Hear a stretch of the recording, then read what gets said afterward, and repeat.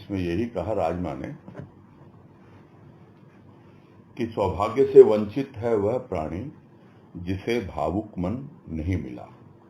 भावुक मन ही साधक मन है, जो कण कण में जड़ चेतन से अपना भावमय संबंध स्थापित कर प्रत्येक मुहूर्त रसास्वादन करता है। प्रकृति प्रत्येक मुहूर्त प्रत्येक प्राणी के सम्मुख एक ही नृत्य प्रस्तुत करती है। यदि बधिर प्राणी को, नेत्र विहीन प्राणी को प्रकृति के मादक नुपुरों की झंकार रसानुभूति नहीं देती, प्रकृति के सम्मोहक आकर्षण में साध्य की झलक दृष्टिगोचर नहीं होती, तो प्रकृति का दोष नहीं, उसके हृदय का दोष है। और यही भाव लिया गया था कि सर्वप्रथम तो भावुक मन होना चाहिए। यदि भावुक मन नहीं मिला है किसी को और उसका मन एकदम कठोर है, हृदय एकदम कठोर है, जिसे कहते हैं पत्थर दिल है इंसान, तो यही कह रहे हैं यहाँ, वो तो सौभाग्य से वंचित है। यानी वो यदि भावुक ही नहीं है तो जिस भाव की बातें हो रही हैं उस भाव की वो अनुभूति कहाँ से पाएगा।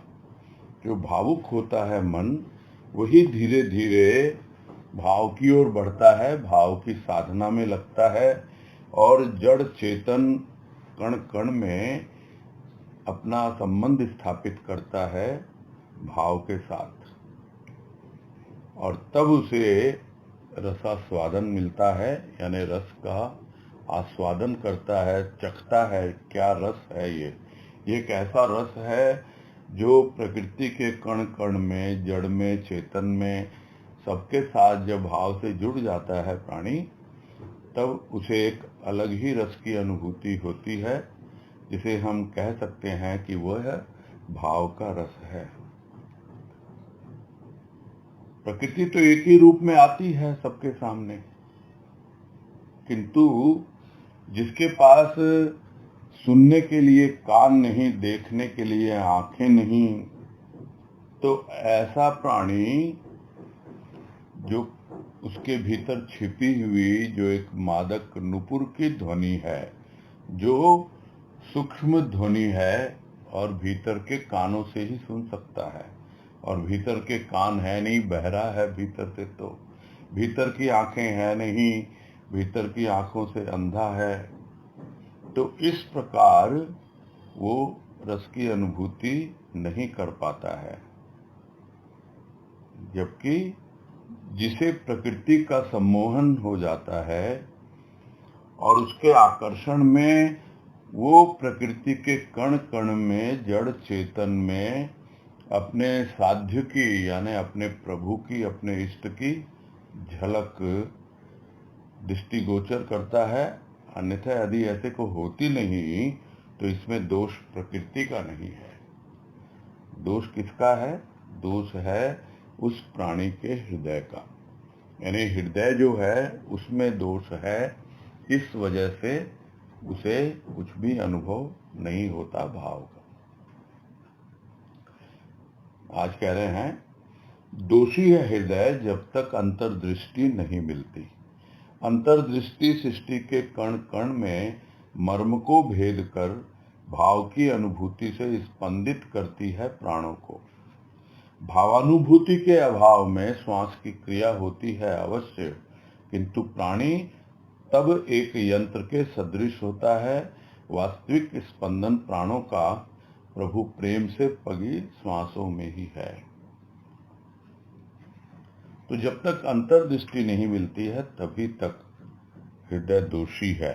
यानी हृदय का दोष क्या है कि उसे अभी अंतर्दृष्टि नहीं मिली, भीतर देखने की आंखें नहीं मिली, और वो भीतर देखने की आंखें जब मिल जाती हैं तो कण कण में जो भी रहस्य छिपा हुआ है, मर्म का भेद, यानी कितना सार है उसमें।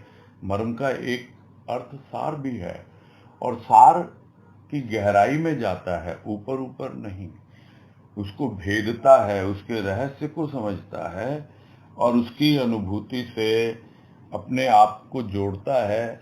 तब उसके प्राणों में एक नए स्पंदन की अनुभूति होती है। प्राण तो पहले भी धड़क रहे थे, स्पंदित हो रहे थे, वायु आ रही थी, जा रही थी और वो श्वास की क्रिया हो रही थी अवश्य, किंतु भावानुभूति के अभाव में, यानी भाव की अनुभूति हुई नहीं। तब तक वो प्राण जड़वत थे, एक यंत्र की तरह, जैसे मशीन है चल रही है, जड़वत है। उसी प्रकार प्राण जो हैं, हृदय धड़क रहा है, प्राण स्पंदित हो रहे हैं, वायु आ रही है, जा रही है, किंतु एक यंत्र के समान है, जड़वत प्राण है उसके। वास्तविक स्पंदन यानी उसमें चेतनता जब आती है, वो आती है प्रभु प्रेम से पगी श्वासों में।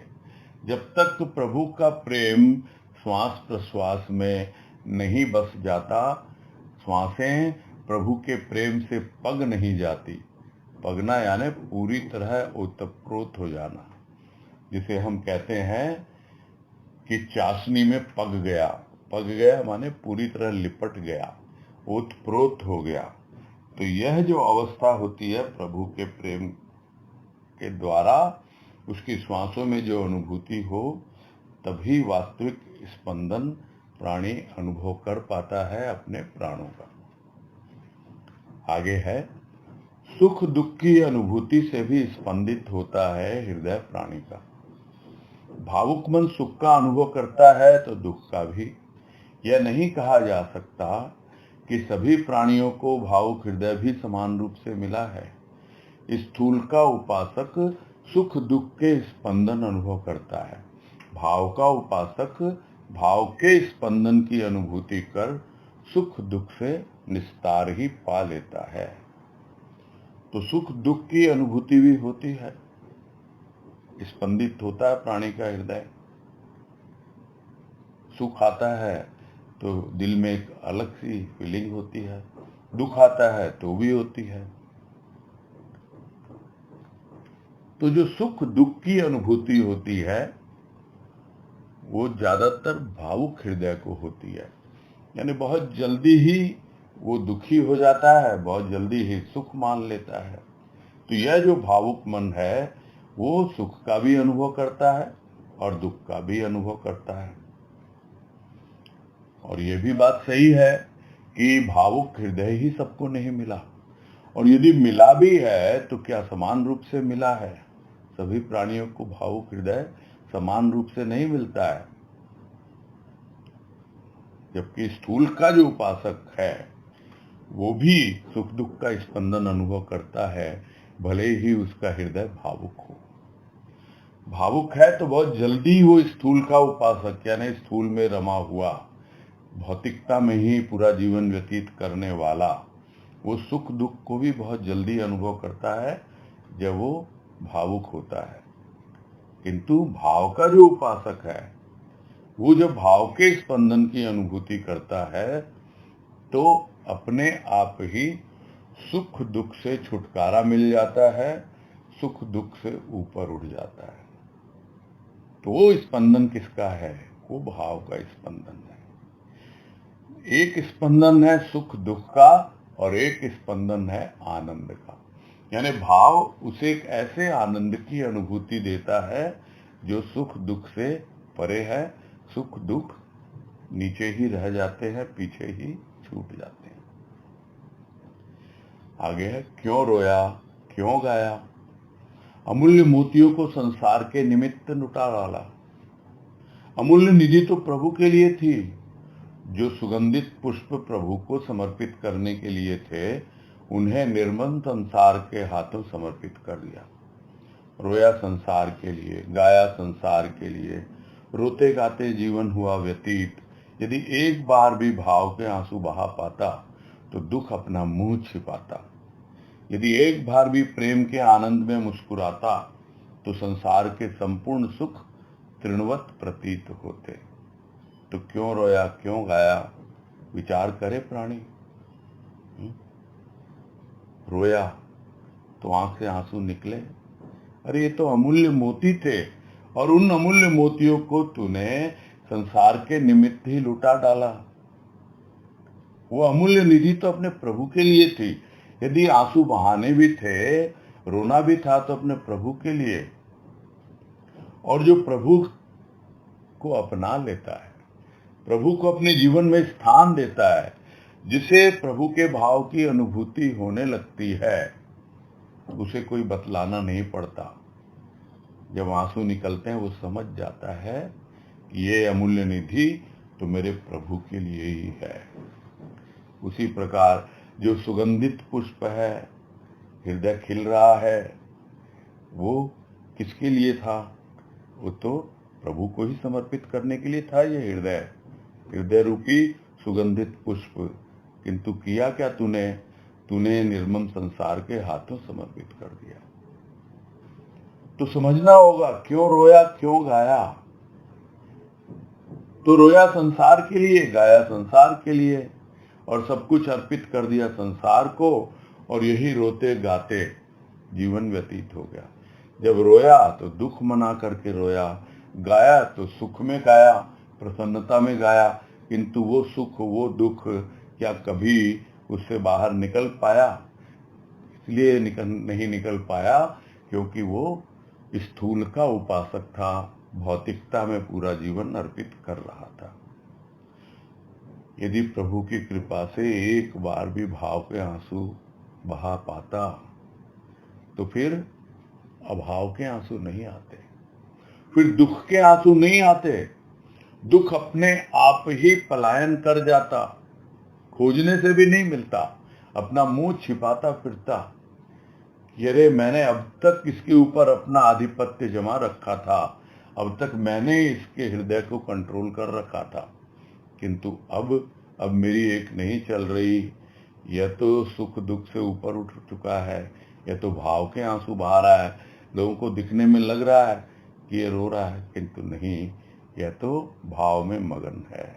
और उसी प्रकार यदि एक बार भी प्रेम के आनंद में मुस्कुराता, यानी एक ऐसे आनंद की जो अनुभूति भाव के माध्यम से हो रही है अपने हृदय में, तो जितने भी संसार के सुख हैं वो तृणवत प्रतीत होते, यानी बिल्कुल घास फूस होता है, तिनके के समान, कोई अस्तित्व ही ना हो जैसे उसका। जिन सुखों में इतना रमा हुआ था, जिन सुखों के पीछे पागल था, दीवाना था, अब जब प्रभु का प्रेम आ गया अपने हृदय में, उसके लिए पागल और दीवाना हो गया, तो अपने आप ही यह संसार के सुख जो हैं, ऐसा लगता है क्या मैं खेल रहा था। ये सब तो बहुत ही छोटी मोटी चीजें हैं जिसको लेकर के मैं सुख और दुख दोनों की अनुभूति किया करता था। आगे है, मन और बुद्धि के बंधे हुए पंख ही प्राणी को भाव की उड़ान से वंचित करते हैं। पंखों का बंधन, संस्कारों का बंधन अपने ही बंधन के लिए, अन्यथा न कोई किसी को मुक्त कर सकता है, न बंधनग्रस्त। संस्कार के सीखचों में आबद्ध प्राणी मन बुद्धि के पंख फड़फड़ाकर ही रह जाता है। यानी दो पंख बताए यहाँ जो भाव की उड़ान के लिए आवश्यक है। एक है मन, जिसमें आती है भक्ति, एक है बुद्धि, जिसमें आता है ज्ञान। यानी भाव एक ऐसे पंछी का नाम है जिसके दो पंख हैं, एक है मन, दूसरा है बुद्धि, एक है भक्ति और एक है ज्ञान। यह बात जब समझ में आ जाती है, तब हमें भाव की महत्ता, उसकी महानता, उसके महात्म्य का इतना अनुभव होने लगता है, तब हमारे मन और बुद्धि जो पंख हैं वो बंधे नहीं रहते हैं और हम भाव की उड़ान उड़ते हैं। उड़ना तो चाहता है प्राणी भाव की उड़ान, किंतु सिर्फ एक पंख से नहीं उड़ पाएगा, उसको दोनों पंख चाहिए, उसको मन और बुद्धि दोनों के पंख चाहिए। किंतु दोनों यदि बंधे हुए हैं तो कैसे उड़ेगा? ये बंधन कौन सा है? तो यही समझ में आता है कि बंधन संस्कारों का बंधन। एक संस्कार जिनके बारे में हमें पता ही नहीं है, जो हमारे चित्त में संचित हैं,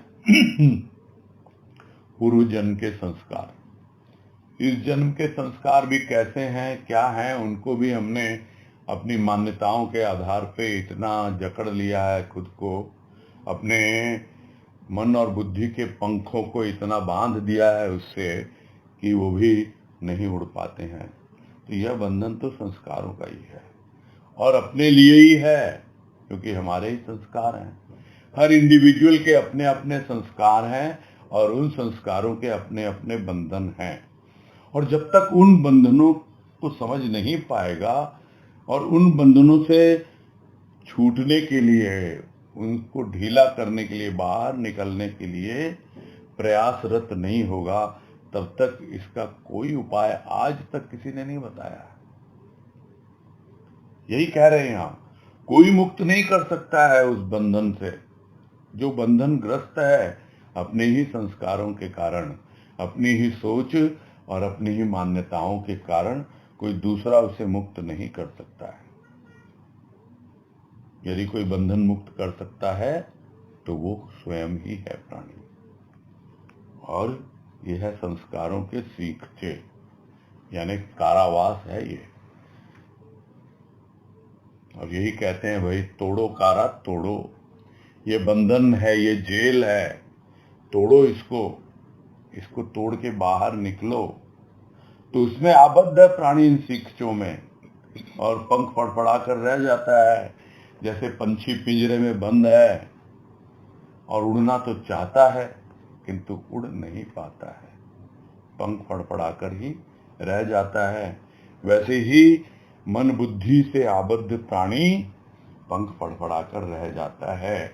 मन और बुद्धि के बहुत सीमित है, इतना संस्कारों के पिंजरे में वो बंधा हुआ है, उसके सीखचों में आबद्ध है, समझ ही नहीं आता उसको कि कैसे उससे बाहर निकला जाए। आगे कह रहे हैं, संस्कारों की श्रृंखला किसी की अनायास ही टूटकर गिर पड़ती है, किसी की धीरे धीरे। शीघ्र ही अपने सनय सनय भाव को मुक्त विचरण करने के लिए दृढ़ निष्ठा और धैर्य परमावश्यक है। दृढ़ निष्ठा ही साधक को अनवरत अग्रसर होने के निमित्त प्रेरित करती है। अन्यथा पग पग पर यदि शंका डगमगाने लगे आगे बढ़ते कदमों को, तो मंजिल पूर्ण कब होगी? तो ये भी एक चांस की बात है। संस्कारों की जो बेड़ियां हैं, जो श्रृंखला है, किसी की तो अनायास अपने आप ही टूट कर गिर जाती है, किसी की धीरे धीरे समय लगता है। और जैसे जैसे टूट कर गिरती है तो धीरे धीरे वो अपने भाव में मुक्त विचरण करना प्रारंभ करता है। किंतु उसमें यदि कोई शंका हो, कोई भ्रम हो, कोई भ्रांति हो, तो ये सब चीजें उसको आगे बढ़ने नहीं देती हैं। उसके लिए क्या चाहिए यही बता रहे हैं। उसके लिए चाहिए दृढ़ निष्ठा और धैर्य। दृढ़ निष्ठा, जिसको साधारण रूप में हम कहें कि भाई मैंने अगर यह मार्ग चुन लिया है, बस मैं अब इधर से उधर नहीं होने वाला। मैंने कमिटमेंट कर लिया, किसी और से नहीं, अपने आप से, कि मुझे तो जो थोड़ी सी भी भाव की अनुभूति हो रही है उसको मुझे और बढ़ाना है, और मुझे भाव के आकाश में मुक्त विचरण करना है। तो उसके लिए चाहिए दृढ़ निष्ठा। पूरी तरह डटे रहें एकदम, और अपने लक्ष्य पे ध्यान रखें और धैर्य भी रखें। बहुत जल्दी इम्पेशेंट नहीं हो जाएं, बहुत जल्दी विचलित न हो जाएं। अरे क्या हो रहा है, कुछ प्रोग्रेस हो ही नहीं रही, ऐसा वैसा तरह तरह के कारण ढूंढ के ले आता है ये मन।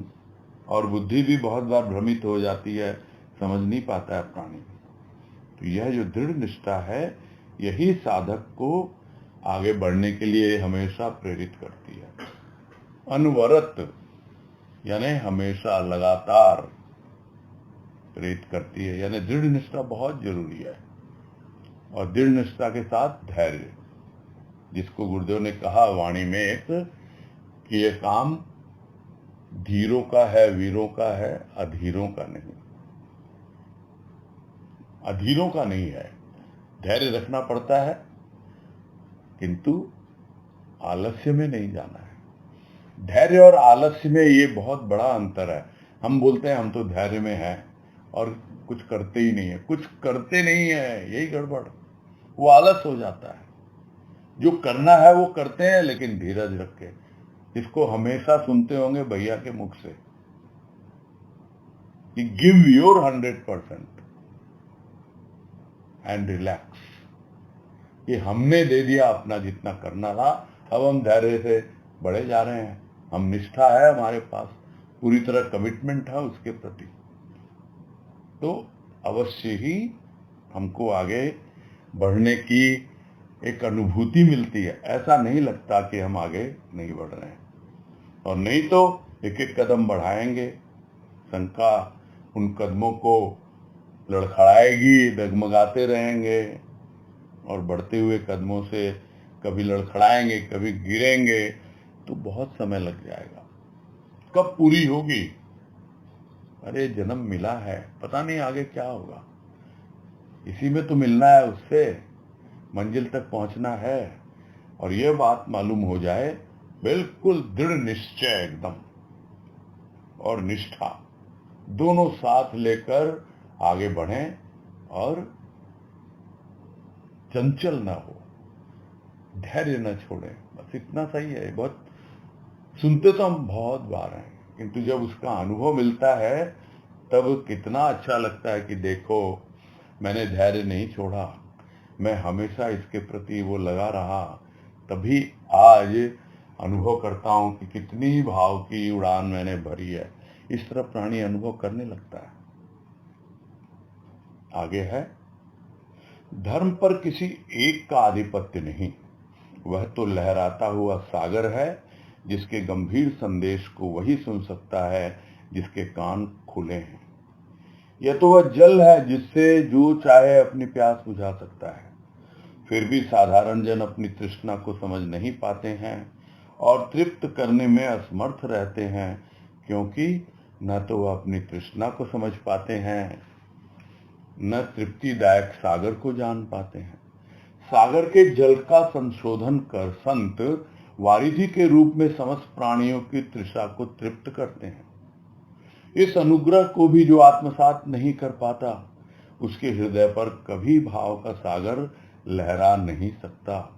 वह तो मरुभूमि के समान तपता है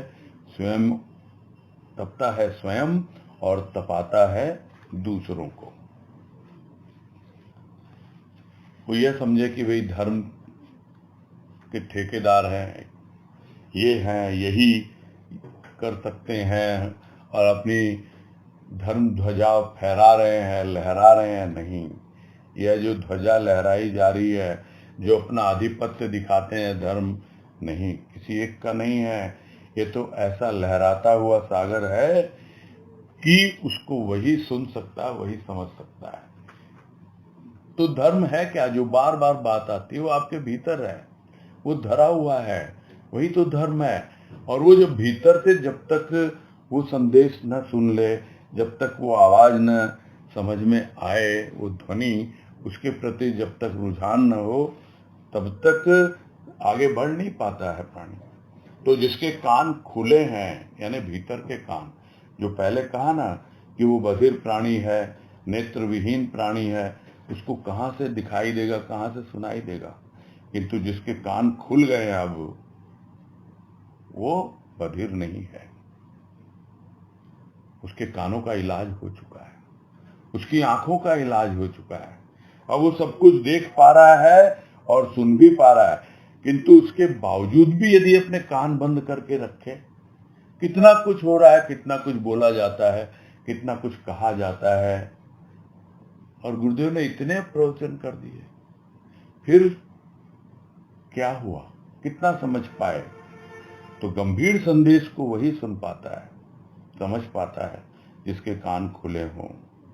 और यह तो एक ऐसा जल है, सबकी प्यास बुझाता है ये धर्म। तुम्हारे भीतर है तभी तो जीवित हो। प्यास जगाता भी यही है, प्यास बुझाता भी यही है। यही तो इसकी विशेषता है। किंतु फिर भी समझ नहीं पाते कि ये प्यास क्यों जागी है, क्यों है तृष्णा मेरे भीतर अभी भी नहीं समझ पाते। और उस प्यास को बुझाने के लिए मुझे क्या करना चाहिए?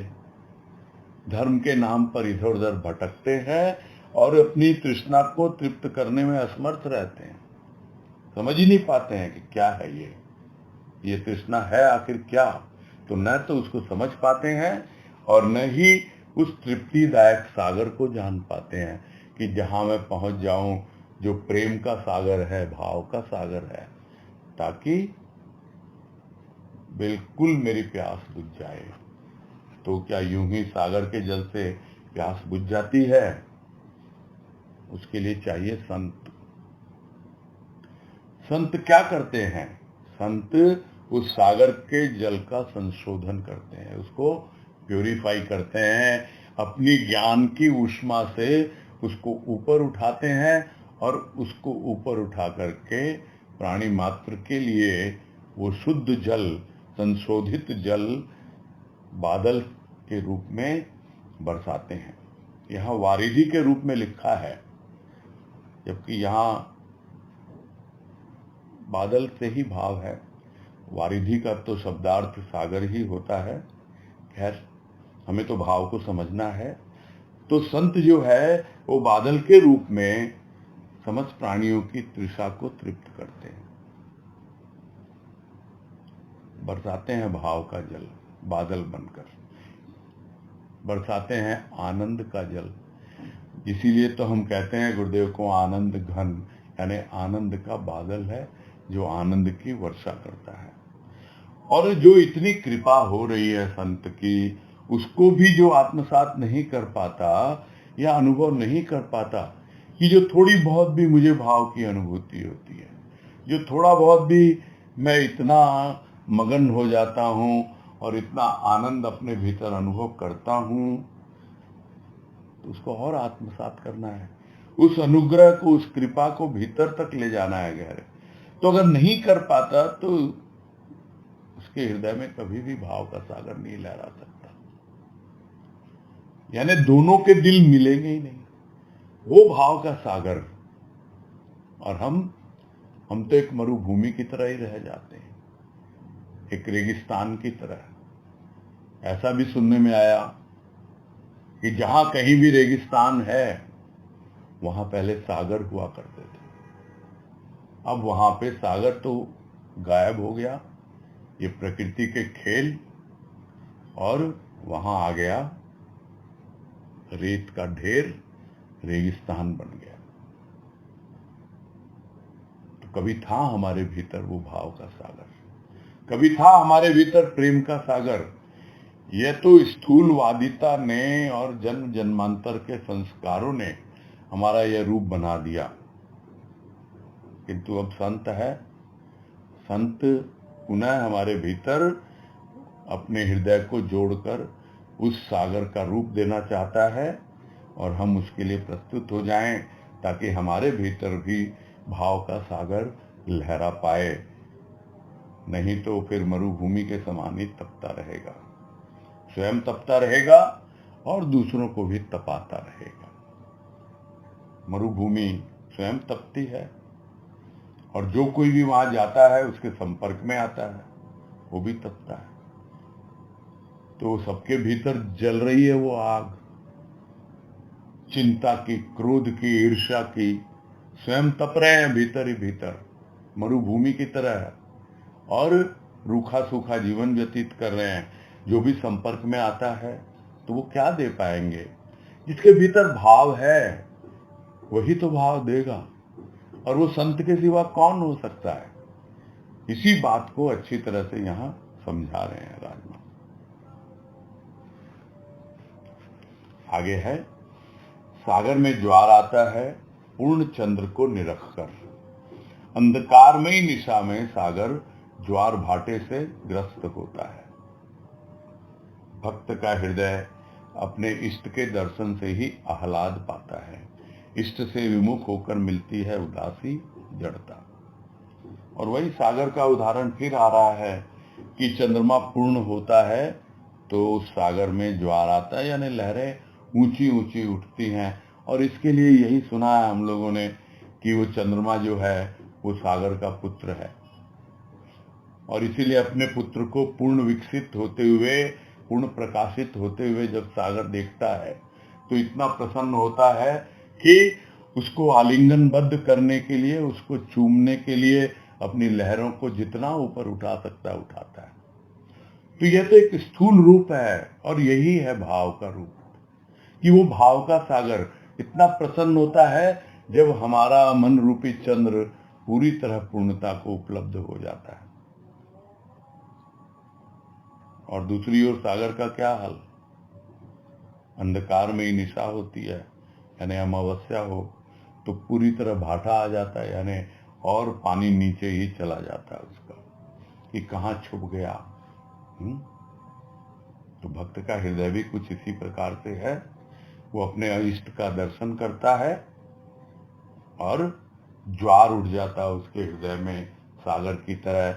और जब जैसे ही इष्ट से विमुख हो जाता है, यानी उसका अनुभव नहीं मिलता, दर्शन नहीं होता, तो फिर से उदासी आ जाती है, फिर से सुस्त हो जाता है।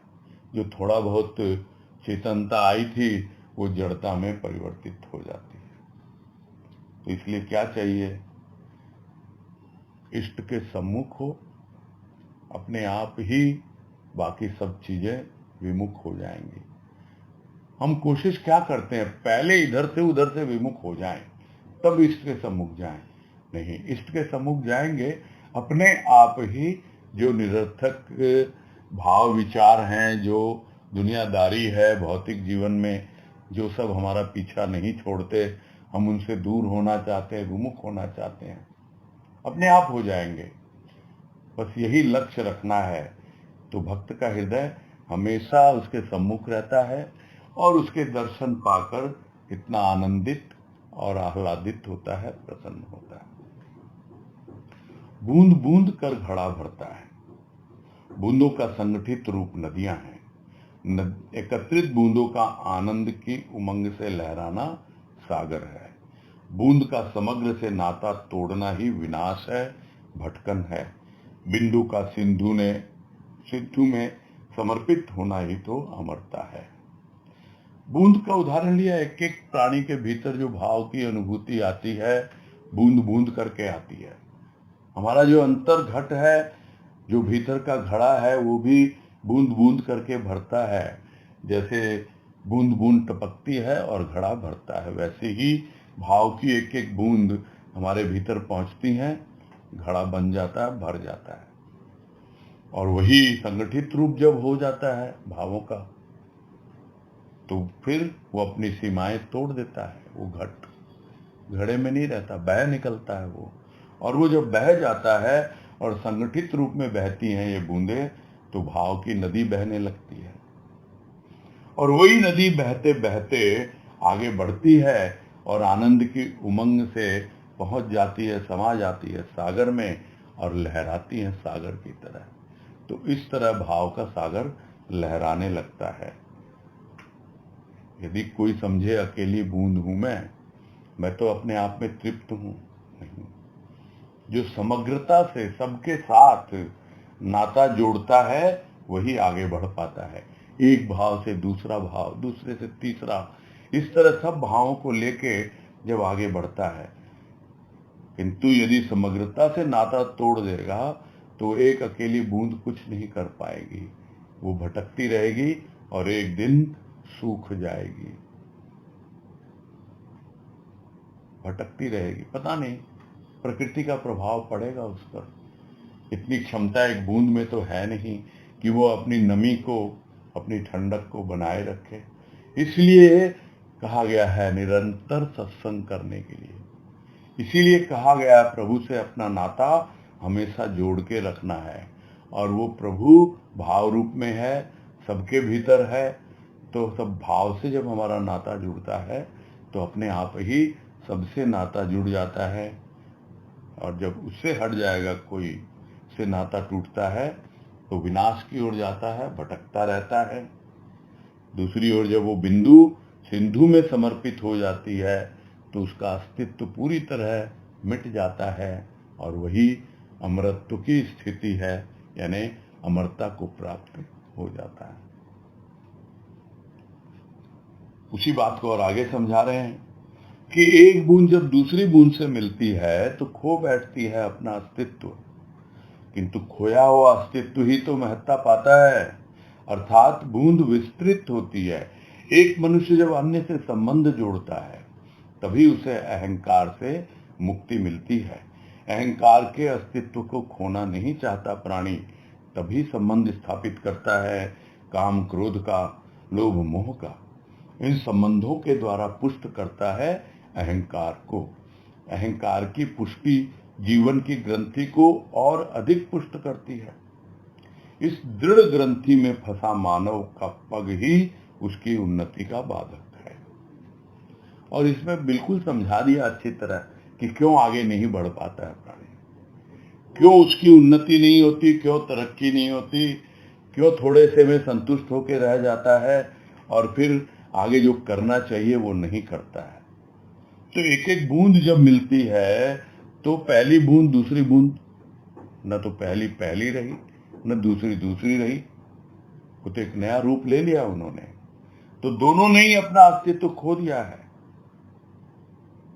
किंतु खोया हुआ अस्तित्व उसी की तो महानता है, यानी वो बूंद जो है और विस्तार को प्राप्त होती है, यानी और आगे बढ़ती है। हम इसे भाव का रूप भी ले सकते हैं, इसे हम संगठन का रूप भी ले सकते हैं।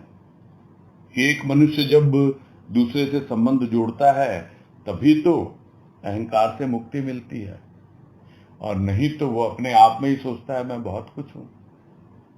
जब आते हैं दूसरों के सामने तब मालूम पड़ता है।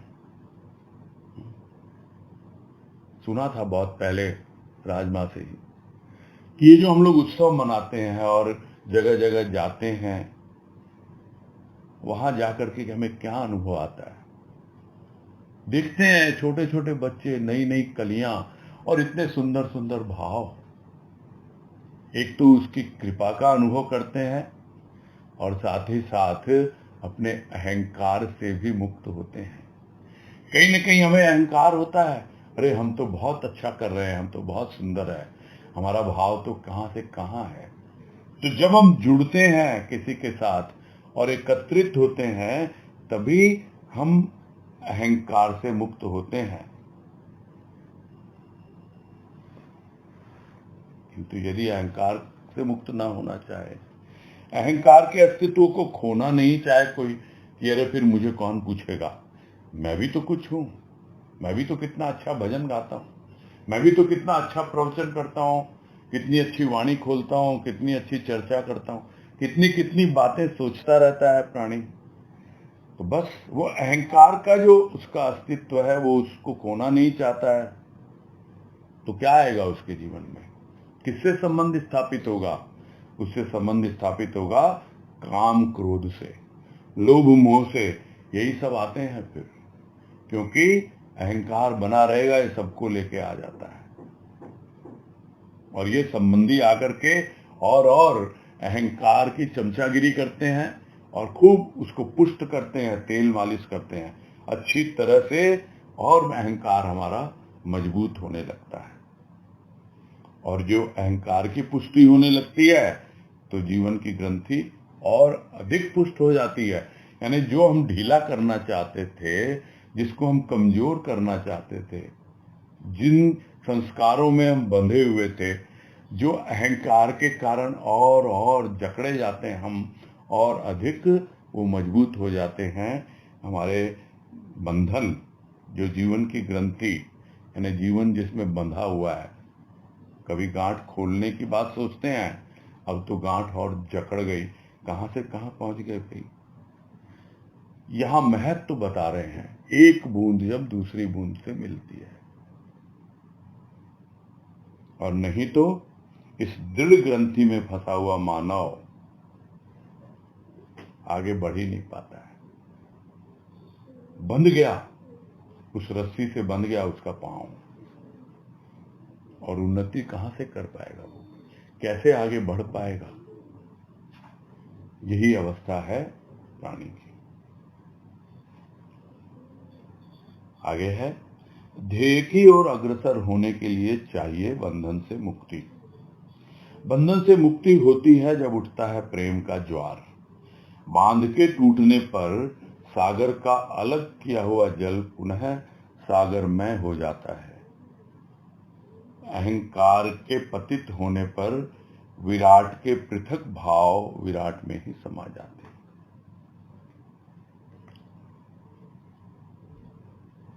तो चाहिए बंधन से मुक्ति। हम किसी को काम में लेने के लिए एक सीमाबद्ध कर देते हैं, जैसे बांध बनाए जाते हैं, यानी उस जल को हम सीमित कर देते हैं कि हम इसको काम में लेंगे, किंतु फिर भी वो बांध तो बांध ही है, और इसीलिए उसका नाम बांध है, यानी बंधा हुआ है, वो बंधन में है। तो वो आगे कैसे बढ़ पाएगा? बंधन से मुक्त होगा तभी तो आगे बढ़ पाएगा। और जैसे ही बांध टूटता है तब आगे बढ़ेगा, और वो होता है प्रेम के ज्वार के कारण, यानी हिलोरे मारने लगता है भीतर वो प्रेम। और जितने भी बंधन हैं, जितनी भी हमारे चारों तरफ हमने सीमा रेखा खींच रखी है, उनको तोड़ करके वो आगे बढ़ जाता है और बह जाता है सागर में मिलने के लिए। और सागर से ही अलग हुई थी वो नदी। बांध नदी पर बनाए जाते हैं, वो नदी कहीं और से नहीं आई है, सागर से ही अलग हुई वो बूंद समग्रता से फिर बरसी बादल के रूप में जल एकत्रित हुआ, और बढ़ते बढ़ते अब वो पुनः सागर की ओर बढ़ रहा है। किंतु यदि अब भी हमने उसमें बांध बना दिए, बंधन में डाल दिया, तो पहुंच नहीं पाएगा अपने लक्ष्य तक। वो बांध रोक देता है। बांध टूटता है तब जाकर के सागर में पहुंचती है, और सागर का अलग किया हुआ जल फिर से सागर में समा जाता है और सागर में ही हो जाता है। तो जब हम विराट से पृथक होते हैं, अलग होते हैं, तभी तो हम अपनी अलग सत्ता अनुभव करते हैं, और वही तो अहंकार का कारण है। और जब वो अहंकार पतित होता है, यानी कि गिर जाता है, पतन यानी गिरना, तो अहंकार जब गिर जाता है तभी विराट से पृथक जो भाव होता है, जितना कुछ भी है उस विराट से हम अलग हो चुके हैं, उस सागर से अलग हो चुकी है बूंद, ये जो भाव है पूरी तरह से विराट में ही समा जाते हैं, सारे के सारे भाव, यानी पूरा अंतःकरण उसी से आप्लावित हो जाता है, उस सागर के भाव में ही मगन हो जाता है। और आगे कह रहे हैं, ये इस लेख का अंतिम पैराग्राफ है, कि भाव की महिमा, भाव की गरिमा का वर्णन शब्दों में नहीं बांधा जा सकता। सागर की विशालता को देखने के लिए सागर तट पर पहुंचना आवश्यक है। भाव की महिमा से लाभान्वित होने के लिए भाव में ही निमग्न होना आवश्यक है। भाव की प्रच्छन्न निर्मल धारा अंतस के समस्त कालुष्य का प्रक्षालन कर स्वच्छता के दिव्य आलोक से उद्भासित करती है हृदय को। मनोविकारों की लहरों पर डूबता उतराता प्राणी बहता चला जाता है अज्ञात दिशा की ओर। जीवन समाप्त हो जाता है व्याकुलता ज्यों की त्यों। आकुल व्याकुल प्राणी को विश्रांति मिलती है भाव की मस्ती में, भाव की गंगा में डूबकर। भाव का प्रभाव हृदय की कोमल कली की पंखुड़ी पंखुड़ी खिलाकर आनंद के सुवास से सुवासित करता है जीवन। आनंदमय जीवन ही तो धन्य जीवन है। और इस अंतिम पैराग्राफ में भाव की महिमा बता रहे हैं और अनेक रूपक देकर, उदाहरण देकर समझा रहे हैं कि किन किन रूपों में हम समझ सकते हैं भाव की महिमा को। शब्दों में नहीं बांधा जा सकता है, किंतु फिर भी प्रयास करता है भक्त जिसे भाव की उस अवस्था का अनुभव हुआ है, और वो ये मानता है कि यदि हमें भाव से परिचित होना है तो जो भाव का सागर है, जिसे हम कहते हैं कि वो हमारा सद्गुरु है, वो हमारा इष्ट है, तो उस सागर के किनारे तो पहुंचना ही होगा ना, उसकी विशालता को देखने के लिए। और यह अंतर यात्रा है, भीतर की है। भीतर अनुभव करें कि वो भाव का सागर किस तरह लहलहा रहा है, कितना विशाल है, और वो हमारे भीतर ही बैठा हुआ हमारा सद्गुरु, वो अपना परिचय हमसे करवा रहा है। और सागर तक पहुंचना उसी लिए बहुत जरूरी होता है। दूसरी ओर भाव की महिमा से यदि लाभ उठाना है हमको, तो सिर्फ सागर तट में पहुंचने से नहीं होगा, उस भाव में निमग्न होना होगा, यानी डुबकी लगाना होगा। तो जब डुबकी लगाएंगे तब पूरी तरह से हम सागरमय हो जाएंगे। तब हम में और उसमें, उस अवस्था विशेष में, भाव के सागर में और इस बूंद में कोई अंतर नहीं रहेगी। किंतु बूंद अभी भी आबद्ध है इस घट में, शरीर में।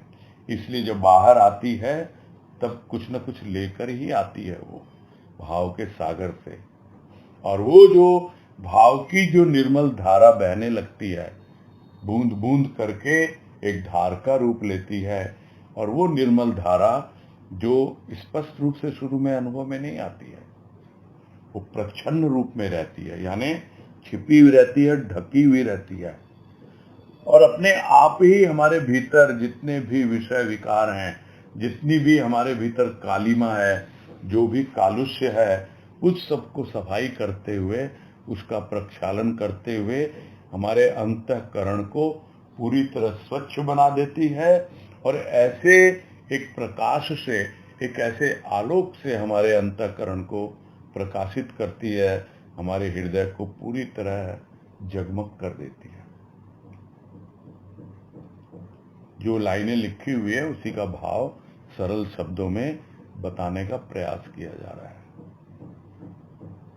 और एक एक शब्दार्थ देखना हो तो आप बिल्कुल डिक्शनरी में देख सकते हैं।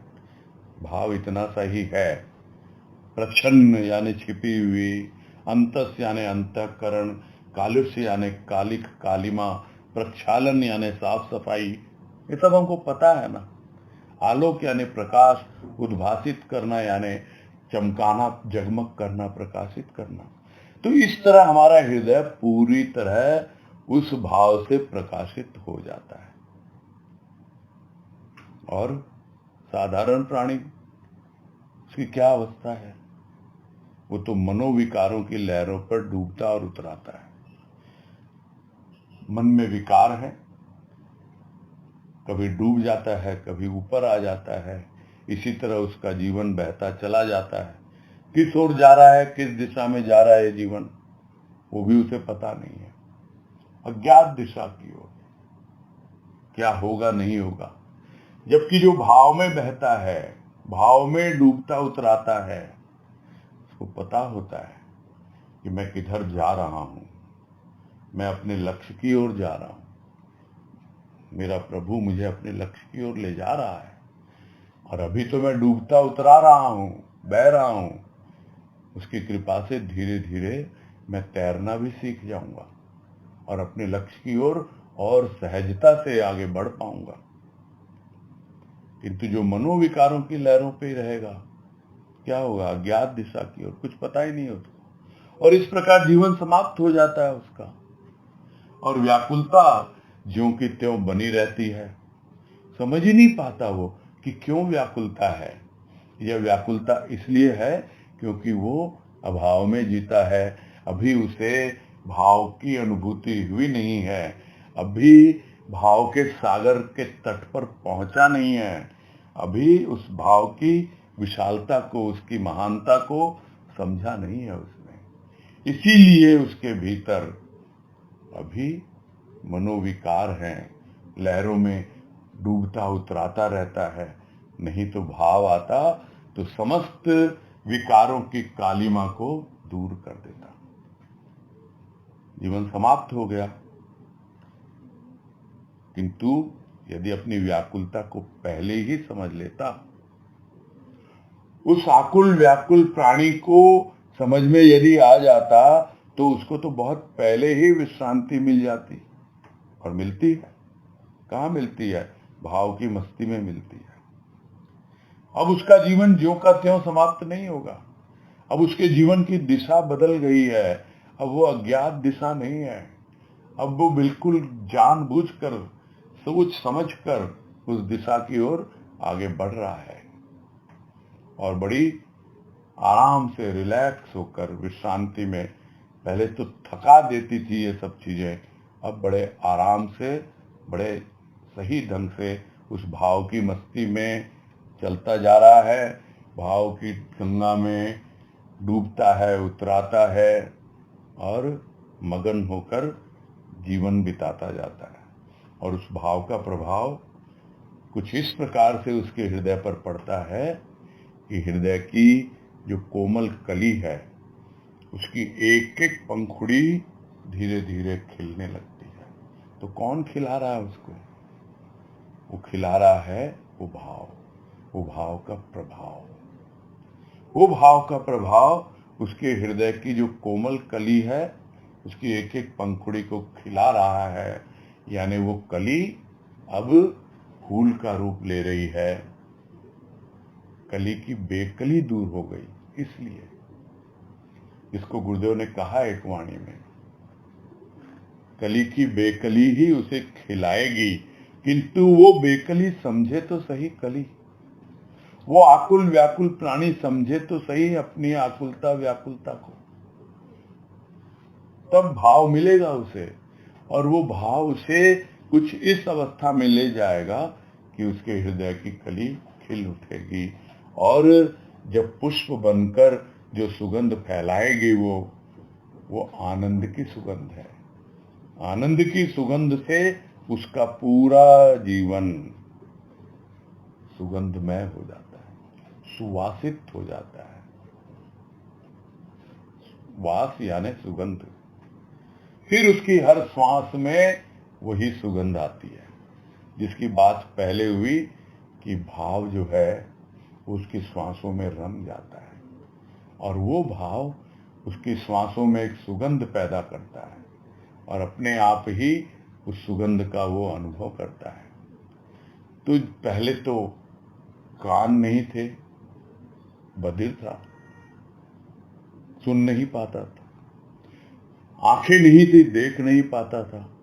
कान मिले, आंख मिली, और अब तो नाक भी मिल गया। अब तो सुगंध भी मिल गई। अब तो उसका स्वाद लेना भी आ गया। अब तो रोम रोम में उसके स्पर्श की अनुभूति भी पाने लगा। तो उसकी जितनी भी ज्ञानेंद्रियां थी, जब वो अंतर्मुखी हुई और भाव से ओतप्रोत हो गई, तो पूरा का पूरा जीवन उसका धन्य हो गया। और यही जो आनंदमय जीवन है, यही धन्य जीवन है। इसके अलावा जो भी जीवन है वो आधा अधूरा है, समग्रता से नहीं जी रहा, संपूर्णता से वो जीवन व्यतीत नहीं हो रहा। समझ नहीं पाता प्राणी क्या। ये गजल की लाइन अब याद आ रही है पूरा करते करते, कि दिल में एक लहर सी उठी है अभी, कोई ताजा हवा चली है अभी, फिर भी समझ में नहीं आ रहा है। ढूंढो, भरी दुनिया में जी नहीं लगता, भरी दुनिया में जी नहीं लगता। जाने किस चीज की कमी है अभी। वो जिस चीज की कमी है, जिसका अभाव है, उसको जान नहीं पाता। वो अभाव है भाव का। उस अभाव को वस्तुओं से पूरा करना चाहता है, उस अभाव को अपने रिश्तों से पूरा करना चाहता है, उस अभाव को धन दौलत से, वो अभाव एकमात्र पूरा होता है भाव से। पता नहीं जाने किस चीज की कमी है, अभी किसका अभाव है पता नहीं, किंतु जब पता लग जाता है तब आगे बढ़ निकलता है, सही दिशा में आ जाता है। और एक ऐसी हवा भीतर में, एक ऐसी बयार, एक ऐसी सुगंध बहती है कि उसका रोम रोम पुलकित हो जाता है।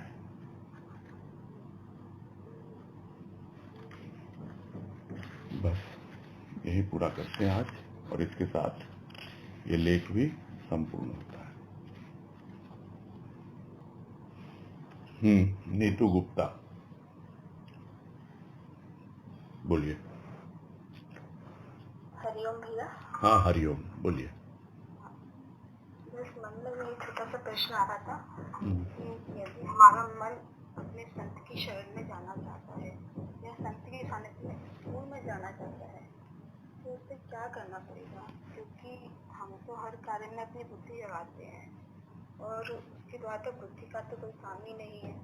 बस यही जानना चाहते हैं कि यदि संत का सानिध्य स्कूल में चाहिए तो उसके लिए उसे क्या करने के लिए कहते हैं, हमें क्या करना पड़ेगा? क्योंकि हमारे द्वारा किए गए जितना हमें संतुष्टि भी नहीं होती और पर्याप्त भी नहीं है, और अभी लगता है कि प्रेम की भी बहुत कमी है भीतर में। तो भाई देखो, ऐसा है, मैं समझ गया आपके भावों को, समझ गया। जो कुछ भी थोड़ा बहुत भी उसकी कृपा से अनुभव मिला है ना, हमारे लिए तो वही एक प्रकार से पूंजी है, वही निधि है, और हम उसमें और ज़्यादा डूबें और इन्वॉल्व हों, और अपना जो भी दैनिक दिनचर्या है, जो बातें आती हैं, हर काम उसी का दिया हुआ है, भाव कुछ और नहीं होता है। इन्वॉल्व होके और हमेशा अपने प्रभु के एक उसमें रहना, हाँ कम है ज़्यादा है, थोड़ा प्रेम निर्भर करता है करना क्या है। यह कोई इस तरह करने वाली चीज नहीं है कि आप ये करोगे तो ऐसे होगा। आप तो प्रभु के प्रेम में रहो, उसके भाव में रहो, जितना अवसर मिलता है। और उसके लिए यदि आपको यह लगता है कि हाँ मैं भजन गा के मुझे बहुत भीतर से आनंद आता है, रस मिलता है, वो करो। प्रवचन पढ़ के सुन के, सबके अपने अपने तरीके हैं, वही करना है। उसके साथ जुड़ने का तो यही तरीका है, नहीं तो फिर खाली मन शैतान का घर। तो खाली नहीं छोड़ना है मन को उसमें लगाए रखना है, तो अपने आप ही उस खाली मन में भगवान आएगा। और जब खाली रहता है तो शैतान अपने आप आता है। तो ये ध्यान रखना है कि हम उससे जुड़े रहें किसी न किसी रूप में, काम भी करें उसका दिया हुआ, और वही अलग से समय मिलता है उसके लिए लगाएं। यही मुझे तो यही समझ में आती है बातें।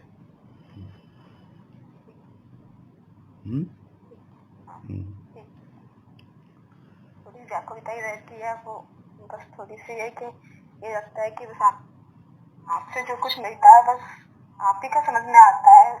तो ये लगता है कि हमेशा आप मतलब संपर्क बना रहे, छूटता है तो थोड़ी व्याकुलता रहती है। बस नहीं ठीक है, इच्छा जैसी है।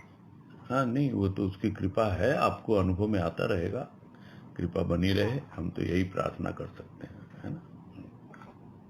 हरिओम। हाँ हरिओम। तनुश्री,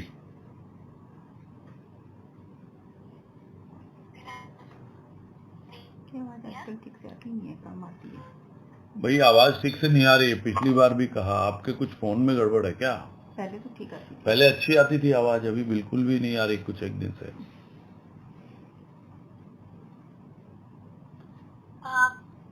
अभी ठीक है भैया, हाँ थोड़ा सा बेटर है, बोलो।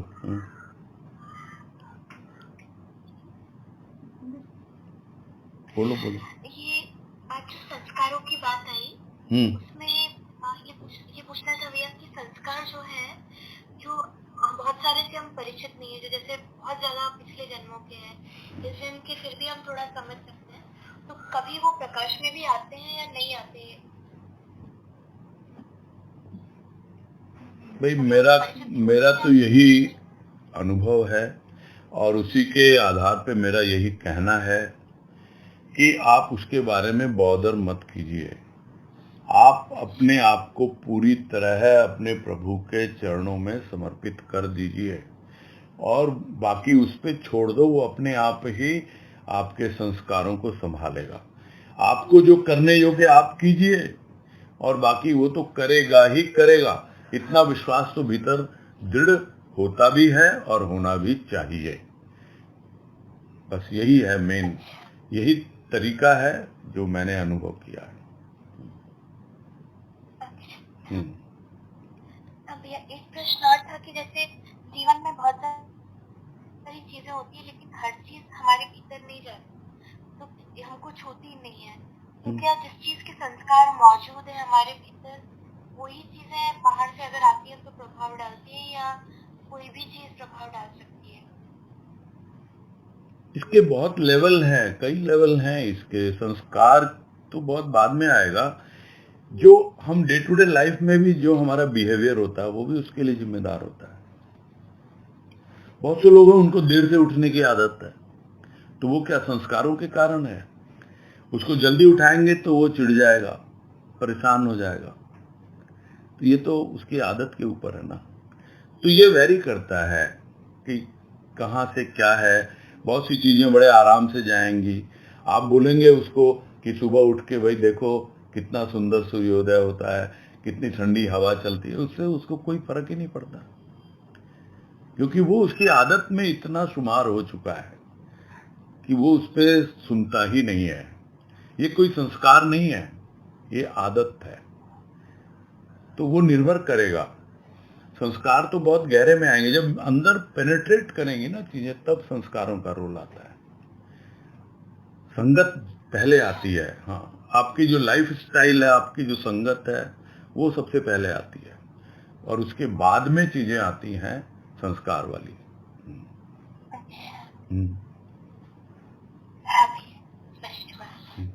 ठीक है। हरिओम। ठीक है, फिर है समय हो गया है, पूरा करते हैं।